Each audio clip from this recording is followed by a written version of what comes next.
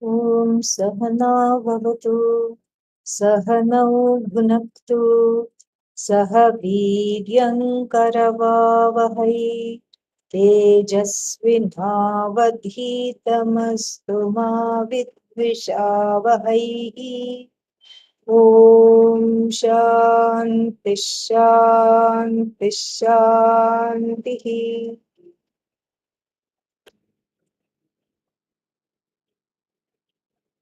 We have been discussing the Ramayana according to the writer of Bodhasara. Very beautiful. And but before that, before we get into the verses, let's just finish the uh, allegory and the stories, uh, and then get into the 4, 5 verses that are here. So, what are the so where did we stop? We stopped at the Ravana Vadha, the killing of Ravana.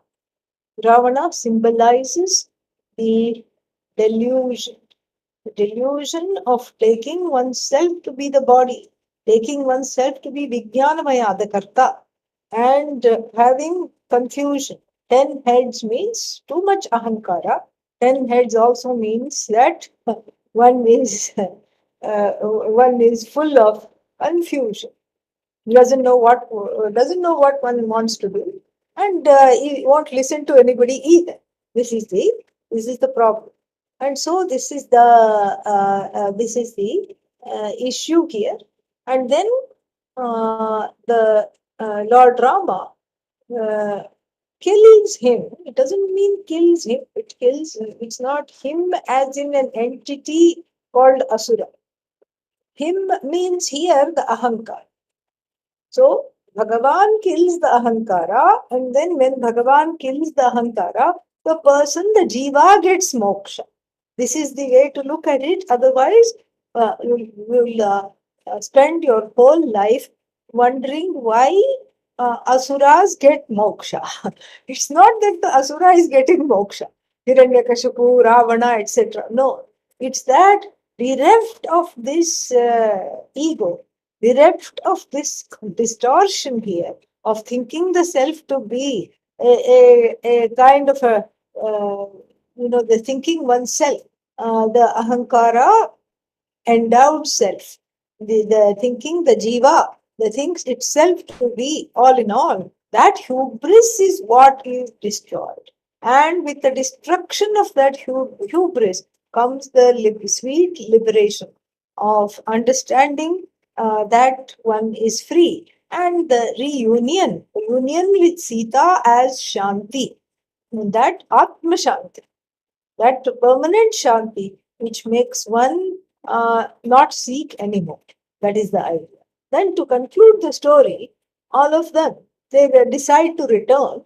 And of course, Ravana's plane is there, the same plane in which Sita is abducted, becomes that same vehicle, the vehicle of abduction, becomes the vehicle of redemption. And she goes along with Rama and Lakshmana in Pushpaka Vahana. Very beautiful. And then, very interesting. For what is interesting here is that we are told that it's an expandable plane. And of course, Hanuman is not going anywhere except with Rama, Lord Rama, because of his bhakti. He symbolizes bhakti, jnanam together, and he's always with Lord Rama. And so, what they wanted was a four-seater plane, and they had it. But then all the other Vanaras wanted a joy ride. They said, "We are also going to come. We are also going to come." And miraculously, upon Rama's touch, the plane expanded. See, even now we don't have anything like this, an expandable plane, which not at all, not at all a possibility. But for that, perhaps we have to revisit Treta Yuga sometime, and then we'll get this kind of technology. So they had this expandable plane, and then they made all kinds of joyous noises, got into the plane, and went back to Ayodhya. The Ayodhya was just decked up in all kinds of flowers, silk streamers, lights, everything, just festive, festive Ayodhya.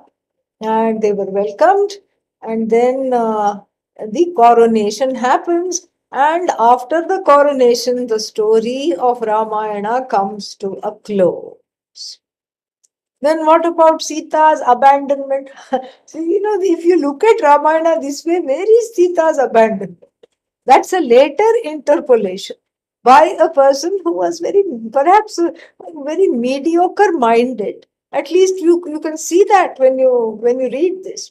It is not Valmiki writing, it is some mediocre person very much entrenched in patriarchy and burning with some kind of a issue, chip on the shoulder, and feeling like, oh, Sita is impure. How can Shanti, that belongs to the self, be impure?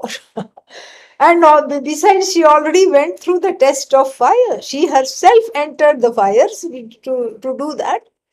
And that means the Shanti is tested. Shanti is tested. She said in the story, as the story goes, she told Rama and she told everybody after she was rescued, she said, I'm going to enter this fire and this fire is not going to touch me. And that's how you will know that I am pure. And to convince all the naysayers and to convince all the doubters and the people entrenched in patriarchy in her time, she entered the fire. So that means, metaphorically, the Shanti that belongs to oneself, that non-demanding, contented and appreciative, objective nature, which is Sita, is tested, is tested and tested again, and with the firmness of that conviction that this is indeed my nature, no fire can touch it. That self, no fire can touch. This Bhagavad Gita says in chapter 2, Adahyoyam akledyo shoshya evacha. It is not subject to fire, it is not subject to water damage, it's not subject to fire damage. That changeless I, which is of course eclipsed by the everything that is changing, starting with the mind, the feelings, the body, etc., with which one is wrongly identified. That is subject to burning, that is subject to destruction, that body falls. But this body, which is the body of Satchidananda, that is not subject to fire, which is just that source of all existence, which is knowing which, knowing that as limitless I brings that invincible, inviolable Shanti. So she had already gone through the fire. And then suddenly, and in this Uttara Ramayana, there is this some story that this fellow has tacked on. And what does the story say? Well, some sweeper of the palace muttered to himself, "Oh, this Rama is not a good king because he is living with a wife who has been defiled by Lanka, king of Lanka. How can he do that?" And then Rama says, okay, this is, there is a conflict. How can there be a conflict? I don't know. But anyhow, the Rama thinks there's a conflict between the role of the king and the role of the husband. And the role of the husband being a smaller role of the king being a bigger role. So for the sukha of the praja means subjects, for the happiness of the subjects, aka this person who was the palace cleaner, and so for the sake of the subjects, I will abandon Sita. And the abandonment of Sita is also in a very what's the word for what's the word for it there? The abandonment of that poor Sita is also done in such a deceitful way. Lakshmana says, "Oh, we've not had a picnic in the forest. Let's remember our forest days. You and I will just pack a lunch and go." Poor thing, she says, "Okay." And she's pregnant. That's also there in the story to add more masala into it. Okay, and then she's pregnant, and then she's taken there. And along with the picnic basket left right there in the middle of the forest by herself. I mean, imagine how difficult it was. 14 years in the forest, all of them. So even though there were three of them, they had so much difficulty. And this poor lady, expecting woman, and put her in the forest. And Lakshmana, I mean, it's impossible. We have seen what Lakshmana is. We have seen this in the whole story, and it is so out of character of him to do that, even though Rama tells him to do that. Very, unbelievable. And then there she just waits, and he says, "Oh, I'm just going to the stream to get some water to go with our picnic, something we need to drink." Forgot to pack water from the palace. And there are not shops that you can buy a bottle in those days. So I'm going to go in search of a stream. And she worried, she must have worried so much, wondered what happened to him. And then finally, she finds the ashram of the sage and waits till she delivers. They are twins, wait till she delivers the babies, raises them for a bit, tells them the story of the father, and asks them to go to Ayodhya, back to Ayodhya, and be accepted by the father by singing the story of Ramayana and her own story. And then she was, of course, found under the ground. So the Prithvi, the earth, was always her mother, even though she had a mother and father in King Janaka. But still, the earth was her mother. And so she said, "Mother, open up and take me away because I don't want to live anymore." Like this. And so there is an earthquake, and then in she goes. I mean, what a terrible ending to this wonderful story. I mean, who would want to read this? And so the public imagination, especially in the younger generation in India, is so much vitiated. Many young people that I know refuse to visit Sita Rama temples. They just say, "No, no, no, I don't want to pray to a god that has abandoned his wife." This is what they say. Because more than the Ramayana, this Uttara Ramayana, which is an interpolation, which is just a kind of a I mean, even if there is an interpolation, it should be an acceptable interpolation. Definitely, it should be an acceptable interpolation. Like so many things, like sometimes we see that Adi Shankara wrote something, and then after that some of his students also added something to it. That is an acceptable interpolation because it is in keeping with whatever has already been said. It does not vitiate the vision of Vedanta. It does not affect anything, it does not disturb our understanding, in other words, doesn't disturb. That this is exactly how it should be. There should be no disturbance. But here, that which causes disturbance must have come from a disturbed mind, who obviously did not have any value for women. This is the problem. And so therefore we have to see this very, very, very carefully. We have to see this extremely carefully, and not invite not invite those things which have wrong interpretations.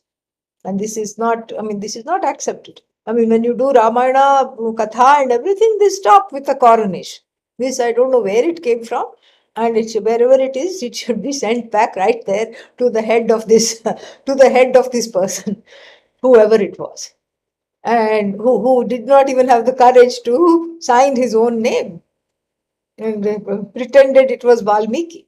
So now that part is not there, and the Ramayana closes with the reunification of Rama and Sita, the reunification of Rama, Sita, Lakshmana to the royal family, and the reunification, most importantly, of Rama with the Praja, with the people, and the coronation that was botched earlier thanks to Kaikeyi's delusion is redone properly. That is where the thing is. And so, very beautiful story. And Ayodhya again means in, that which cannot be conquered. And that which cannot be conquered and subdued is the self. So Shanti can never depart from Ayodhya. Ayodhya is this body. This is this body means not the physical body. Is this body of knowledge? Ayodhya is the self, and Ayodhya is Satchidananda, and that Shanti comes from uniting with the Satchidananda. That is what it is. Uniting with the self as Satchidananda, the Shanti comes, and that Shanti alone is to be understood, is to be valued, is to be celebrated. That Shanti alone is to be celebrated. And that is what the celebration, the coronation, etc. That Bhagavan reigns over that invincible self. And that's what it is. That invincible self is non-separate from Bhagavan. And that is the story. And now that we know the whole story, now we can enjoy these verses from the Bodhasara's Ramayana very nicely. Let us see the first one, section 28, subsection 3. And if you are following the book, it is page 266. अथ रामायण श्रवण निर्णयः ascertainment. Ascertainment of what? Ramayanasya Shravanam. How to listen to the Ramayana. This is being ascertained. All right, so here it is. आभासरेणुभिस्तद्वत् जडन् देहादिचेतति अहिल्यापि शिला यद्वत् रामस्य पदपांशुभिः आभासरेणुभिस्तद्वत् जडन् देहादिचेतति अहिल्यापि शिला यद्वत् रामस्य पदपांशुभिः. This is a small story, and I didn't tell you this on purpose so we could enjoy it while we are listening to the verses here.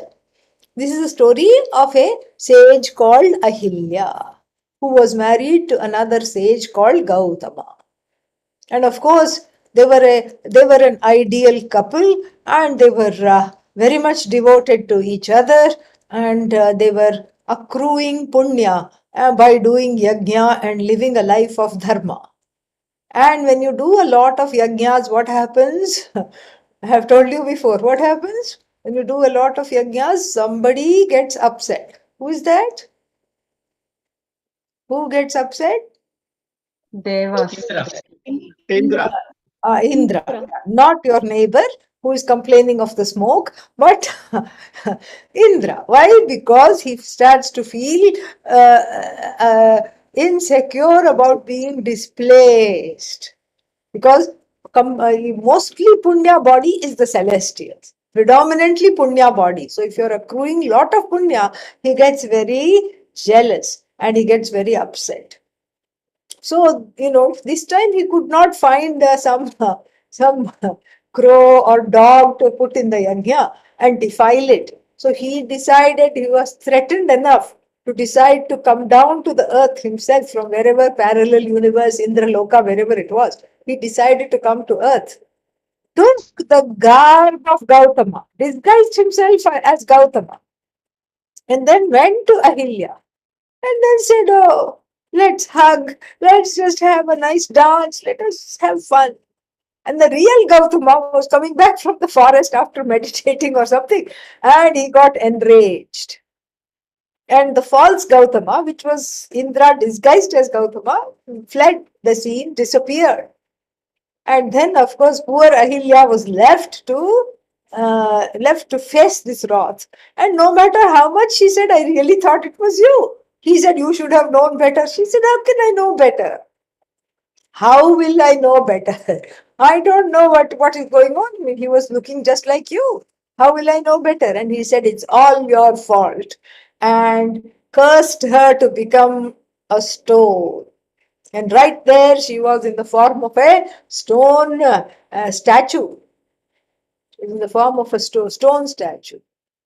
And then, as she was petrifying, literally, she was petrified, okay? And as she was petrifying, as she was being fossilized right there before his eyes, she asked her husband, isn't there some redemption from this? Am I confined to this all the time? Because she's alive, she's in there, but she's trapped. It's not that she has become jada, stone. Jada, what? That's what the verse also says. So she has, as though, become a stone.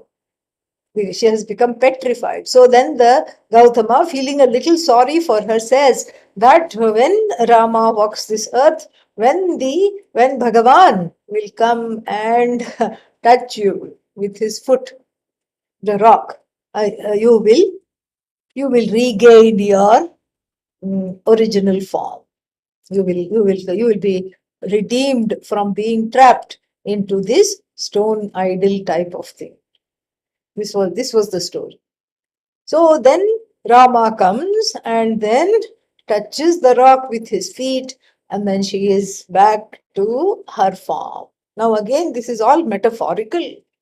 Probably he scolded her and screamed at her so much that she was, we say that there are four kinds of responses: fright, flight, freeze, and fawn. Fright means there is a lot of fear. Flight means you just run away from the situation that is making you afraid. These are all coping mechanisms in adult life due to the childhood hurts. And then there is the fawn. Fawn means the child thinks, okay, this person is very angry. The mother or the father, the primary caregiver, is very, very angry and upset. So what should I do? I should fawn all over them. I should become a comic. I should crack lots of jokes. I should do a little dance. I should distract them. I should love them up, even though they clearly are not very nice to me. I should love them up because I need them for my life in order to survive. So that is called the fawn response. And then finally there is the freeze response. Paralyzed with fear, do nothing at all. Do nothing at all when? At the time of that, at the time of that, facing that oppression, do nothing at all. But then, as a result of this oppression, do nothing at all for the rest of your life. Might as well be in a permanently vegetative state. The person kind of skims along the surface.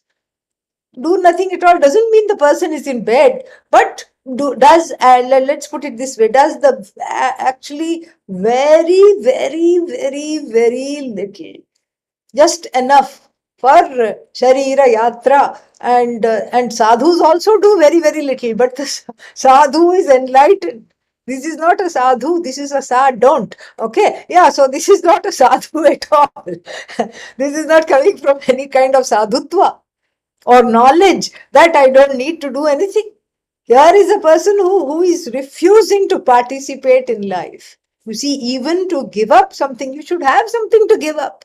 Here, the person refuses to follow their dreams, to follow their ambitions, and lives in a paralyzed state because of that previous fear. So that is one interpretation, that Ahilya was just screamed at and abused so much by the husband, and the shock and the regret of what she had done made her just as though paralyzed. And the foot dust of Lord Rama redeems her from this curse, from this scourge. Redeems her. And why does it redeem her? Because the foot dust means what? It's the knowledge of oneself as Satchidananda. And so the body might have been violated by Indra or whatever, but still it's the self that is inviolable. The self is free. The self is not is what and what you are is not what happened to you.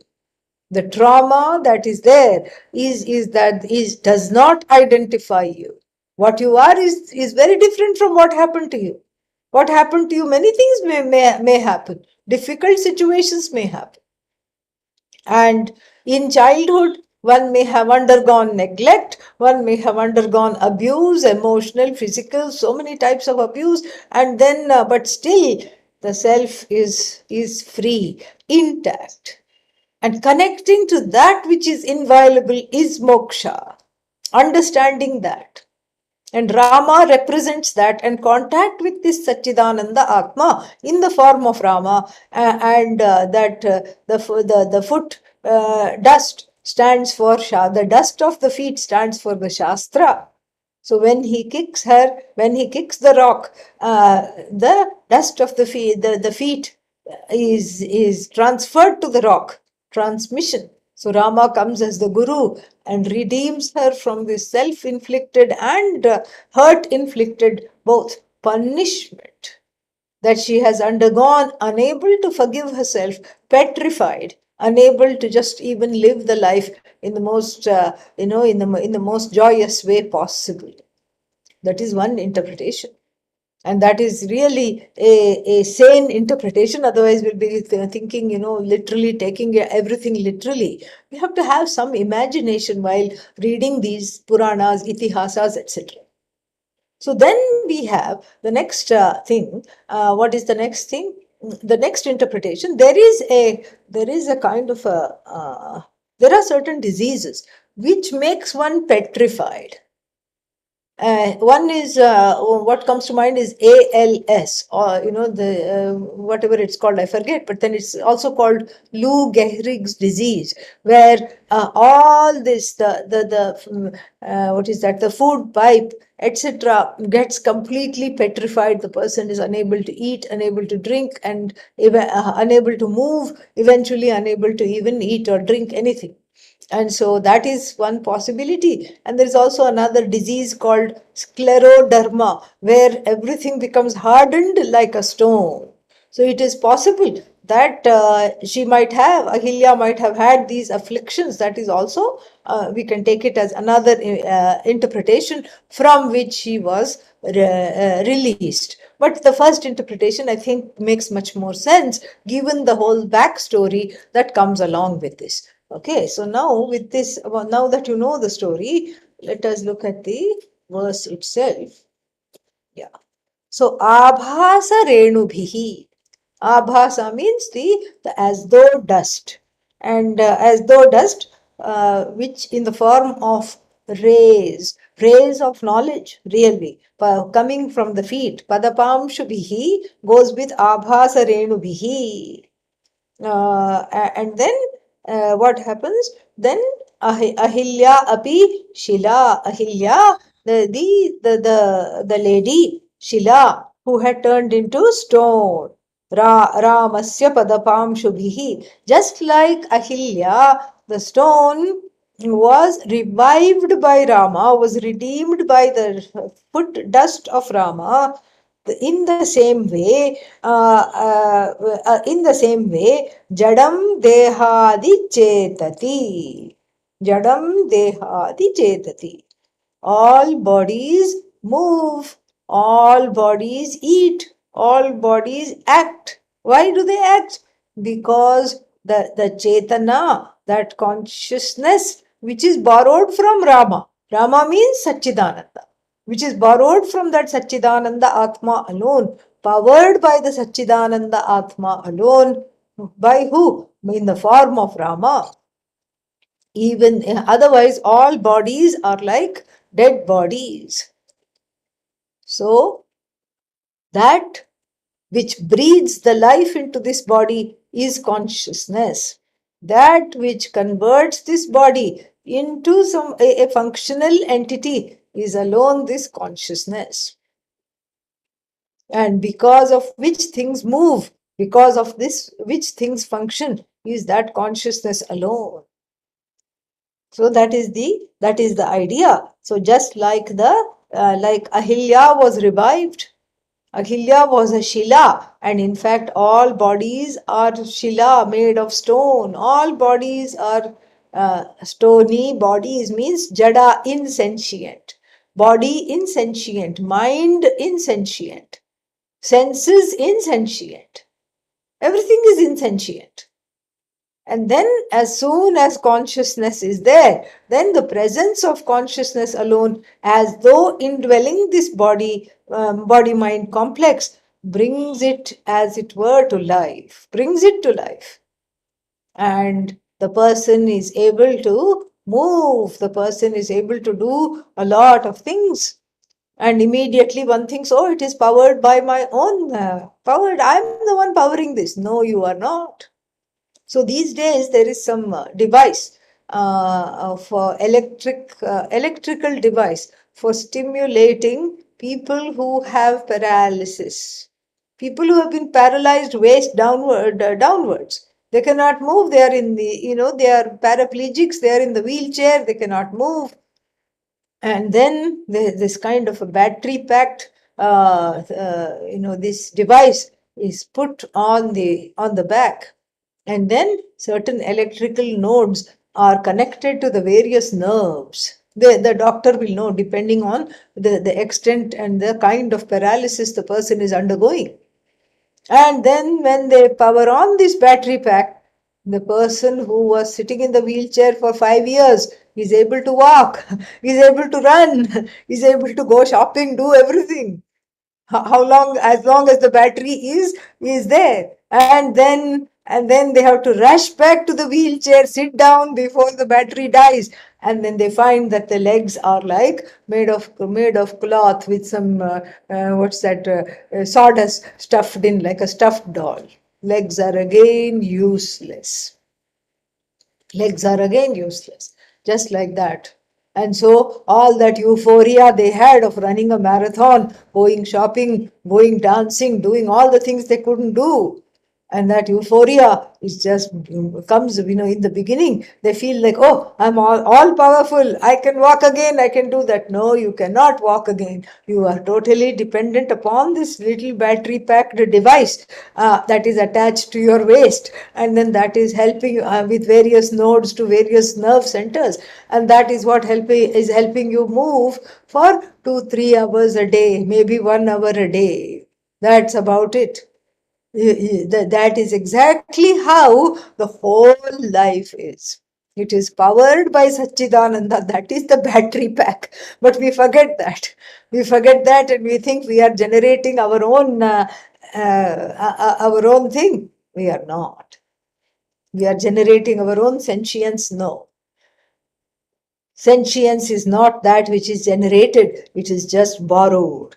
And so this is a reminder that each time I move, each time I walk, everything I touch, every time I breathe, the presence of Ishvara is there. So this is a nice way to be always in Ishvara awareness. Okay, yeah. So the next one. वानरो यत्प्रसादेन सन्तीर्णः क्षारसागरम् नरः किं तत्प्रसादेन न तरेद्भवसागरम् वानरो यत्प्रसादेन सन्तीर्णः क्षारसागरम् नरः किं तत्प्रसादेन न तरेद्भवसागरम् Yat prasadena, blessed by whom? Blessed by whom? The Vanaras, these humanoids, who Vanara means Naro Vanava iti Shanka. Whether they are human beings or not, it's a doubt. So some kind of a human-like race. Okay, and then they were brave, they were inquisitive, they were impulsive, they were knowledgeable, and these were the ones that helped Rama get back Sita from being imprisoned by the king of Sri Lanka, Ravana. And so they were all, even though Hanuman, because of the power of his bhakti, jumps, the other Vanaras also have to jump, and they don't know how to cross this ocean. The ocean is the ocean of delusion, the ocean of samsara, of course. And but here the ocean, when we are talking of the Vanaras, is the ocean that is separating India from Sri Lanka. And so they cross the ocean after falling at the feet of Lord Rama and getting his blessings. So blessed by whom? Because of whose help, because of whose grace they were able to cross Kshara Sagaram, thus the most acrid and salty ocean. Samsara is always salty. And oh, but salty is nice. I like salty things. Yeah, but it is over salted. Over salted food you don't feel like eating at all. If you put too much salt, you feel like getting up from the dining table and going away because you can't finish the food. And already the doctors are telling us that we are eating much more salt than we need to.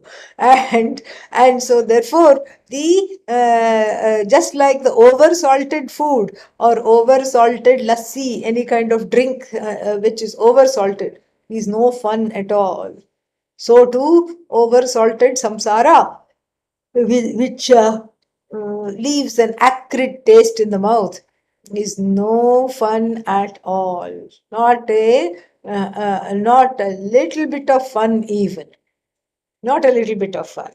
And then uh, not a little bit of fun. And then what is the thing?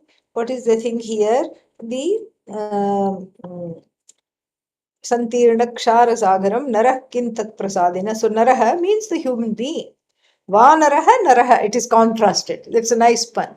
So when the Vanara, when the humanoid is able to cross such a big ocean, because of the Shraddha in whom and because of whose grace. Nara, the person who can think, the person who has a wonderful mind, fit for moksha. Why not? They are able to cross Bhavasagara, the ocean of samsara, the ocean of wanting to become something or the other, the ocean of incompleteness, the ocean of delusion, the ocean of fear, the ocean of sorrow. How come they are not able to cross? Meaning what? It's a rhetorical question. Okay, that means they are definitely able to cross. And since we have dwelt quite a bit on this, we can go to the next verse. प्राहरामस्तरन् सिन्धुं शिलारूपेण सेतुना संसारसिन्धुतरणं निर्विकल्पसमाधिना प्राहरामस्तरन् सिन्धुं शिलारूपेण सेतुना संसारसिन्धुतरणं निर्विकल्पसमाधिना प्राह प्रकर्षेण आह. Who ah? Ramah ah. Rama, it is believed, Rama is believed to have said. What did Rama say? And first of all, when did he say? Taram sindhum shilarupena setuna. Taran means while crossing. While crossing what? Sindhum, ocean. Through what? Shila Rupena, in the form of stones. What? Bridge. Setuna.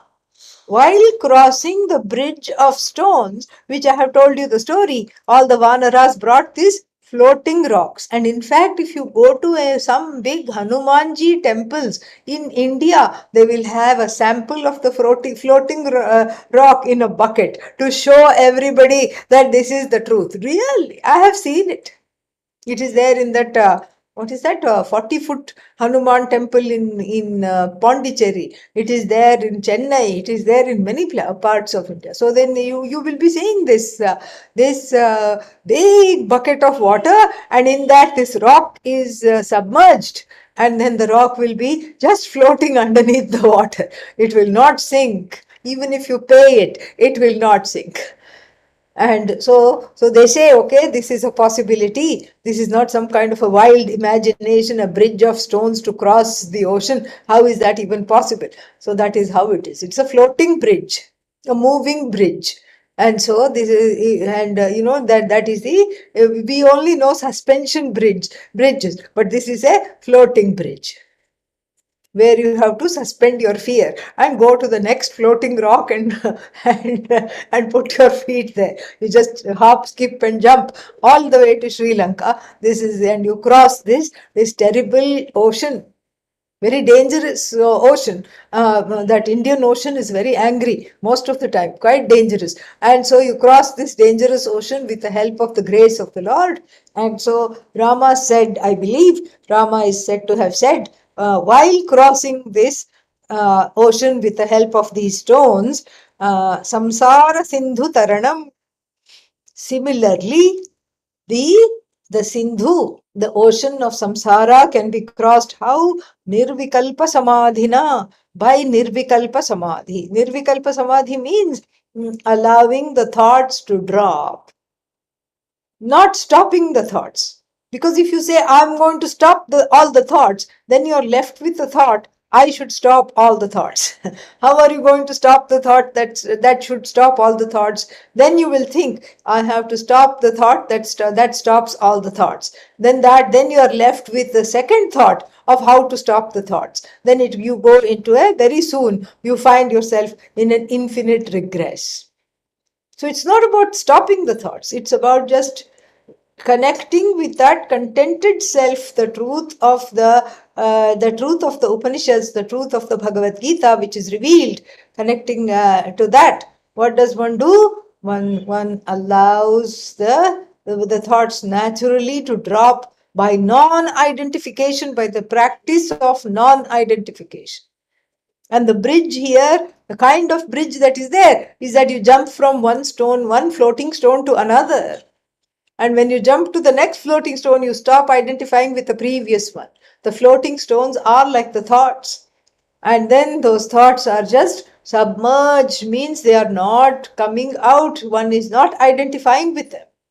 And also, the focus that is needed to go from one floating stone to another is tremendous. So, here also, through the force of the meditation, one gets into a contemplative state where the thoughts recede on their own. And therefore, through the practice of the thoughts receding on their own, what happens to that practice? That practice makes one so powerful, makes one very, very powerful, because one has a say over the ways of the mind. And even the greatest difficulties, even the greatest, challenges of samsara can be easily overcome. Next one. Shanti Sita Samanita Nihato Moha Ravana Atma Ramena Ramena Tadramayanamuttamam. Shanti Sita Samanita Nihato Moha Ravana Atma Ramena Ramena Tadramayanamuttamam. So Shanti Sita. Sita, who is Shanti, we have already talked about this. Shanti in the Shanti embodied in the form of Sita, exemplified by Sita, Samanita, Samyak Anita. Nita taken, Anita brought back. Sita, Shanti is been restored. Shanti has been restored, Shanti has been recovered. How? Nihato moha Ravana. Ravana in the form of the deluded Ahankara.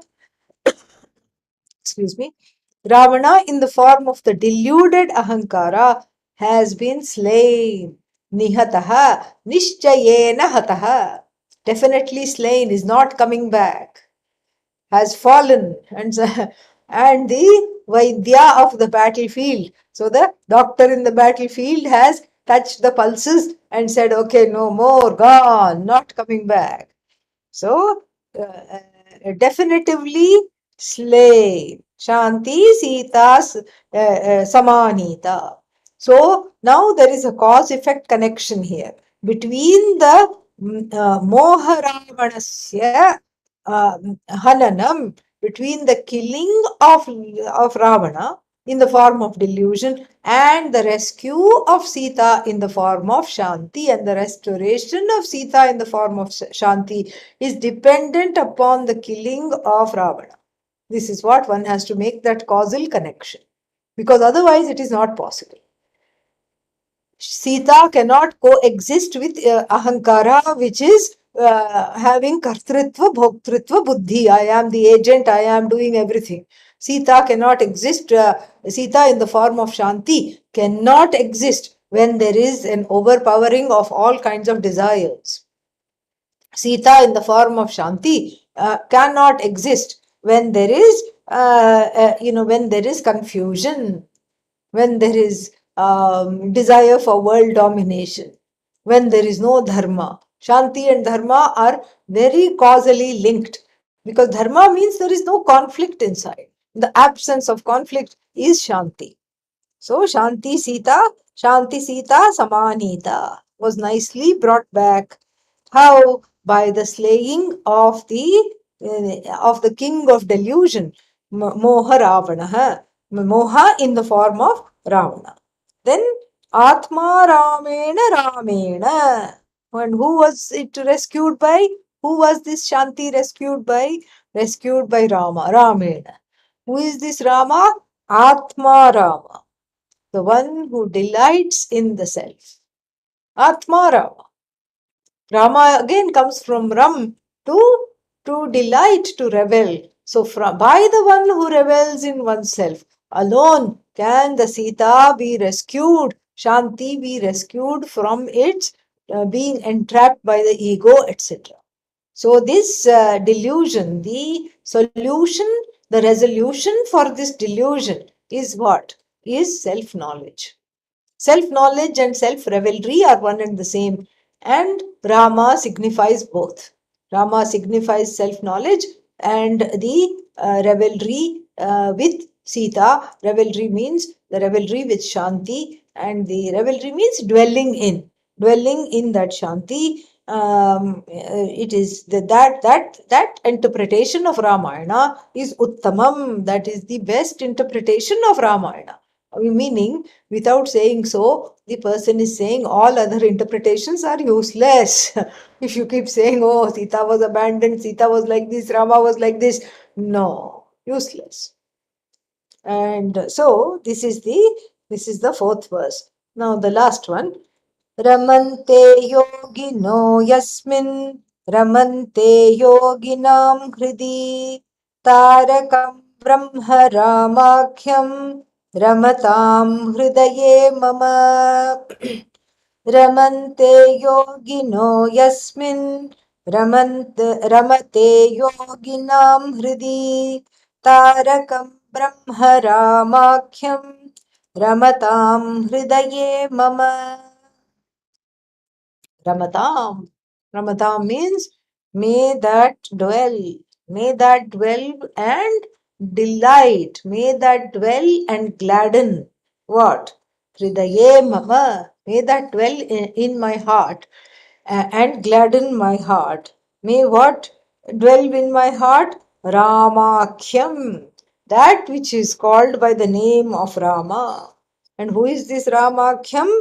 Tarakam, the one because of whom the ocean of samsara is crossed. So Taraka here is boatman, the one who rows the boat and navigates the ocean of samsara with while avoiding the seaweed of desires. You don't get trapped in the seaweed of desires or the whirlpools of confusion. A very clever ferry person we can avoid all this, can avoid the seaweed of raga dvesha, getting entrapped in the seaweed of desire and the whirlpools of confusion and the shark of delusion. And avoiding all this helps you cross over to the shore of the truth of the self, where this knowledge of Vedanta is shored up as I, is owned up as I. And so this is Rama, and this is Tarakam. So the boatman. What is the what kind of tarakam? Brahma tarakam. Takes you to the shore of Brahman. And this is how the Upanishad is described by Adi Shankara. Brahma gamayati. The third meaning of shad dhatu is that it takes you to Brahman. And so it takes you means what? You are Brahman, and then it just you are with Brahman. That's all. It just takes you figuratively. It can't take you to yourself, but in a manner of speaking, it does, because you were alienated from yourself due to a heavy eclipse of thinking you were Ravana when you were Rama. That is why you were deluded, because you thought you were Ravana, and therefore one starts to behave also like Ravana. And then finally, one is rescued and taken back to the truth of oneself, which is Brahma. Brahma Tarakam Tarakam Brahma Tarakam Ramakhyam. So Ramakhyam Brahma being neuter. So why is it not Brahman? Because Brahma Brahmani Brahmani. Brahma Brahmani Brahmani. So Brahma is also in opposition with Tarakam, but you don't see that because it is a neuter now. Okay, so then this is it declines like that. And so so then Tarakam Brahma Ramakyam, this is the prayer. It and the discussion of Ramayana ends with a prayer. So Brahma Tarakam Ramakyam, that which is known as Rama, which ferries people across the deluded ocean of samsara and relieves them of self-ignorance. May that Rama gladden my heart. Ramatam Hridaye Mama, may that Rama dwell in my heart. And then, and the more qualifications for Rama in the first line, let us look. Ramate yoginaha yasmin. This is the Vyutpatti definition of Rama. Vyutpatti definition means it's a definition according to the derivation of the word itself. The Vyutpatti definition of Rama is what? Ramante yasmin yoginaha. In whom all the yogis revel. That is it. In whom all the yogis revel.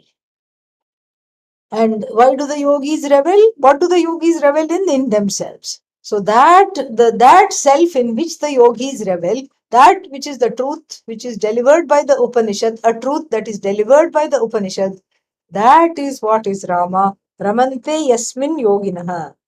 And then so in whom the yogis revel, and then yogis revel in him. But what is he doing? He also is reveling in the hearts of the yogis. Ramate, the one who delights, yoginam hridi, the one who delights the hearts of all the yogis. In whom the yogis revel, and the one who gladdens the hearts of the yogis. And I am not a yogi, but I am a bhogi. Still, I pray for my heart to be gladdened by the indweller Rama, who is the ferryman for the deluded ocean of samsara. Very nice, very beautiful. And no point in starting another section. So we'll leave it here. And this concludes the Ramayana discussion. So there are four parts to this. So this will be the last part. Okay. All right. So when will this class meet again? Another question. 25th of March. Okay. 25th of March. And then the Mundakopanishad will be on the next day. Yeah. So 26th will be Mundakopanishad, 2 weeks from now. And Meenal will update the website with the dates and also the new times. All right, yeah. So the time is, for you, it will be 1 hour late, which is manageable. For me, it will be, if I change, I don't want to change the time because already I'm waking up early to teach this class. So otherwise, I'll have to wake up at 3 o'clock in the morning. All right. So, so then we'll conclude here, and then we have Mundakopanishad, and then we have morning. We have what is that called? Bhashya class, Taittiriya Bhashya, also at the new time, and then we have Mundaka Upanishad, and then the other classes are also there, Bhagavad Gita this week, and also the Aparokshanubhuti. All right. And everything will be, if you're in the US, 1 hour late. If you're in India, you'll be meeting at the same time. All the best. Om Purnamadav Purnamidam Purnat Purnamudachyate Purnasya Purnamadaya Purnamevavashishyate. Om Shanti Shanti Shanti. Harihi Om Shri Gurubhyo Namaha. Harihi Om. Thank you.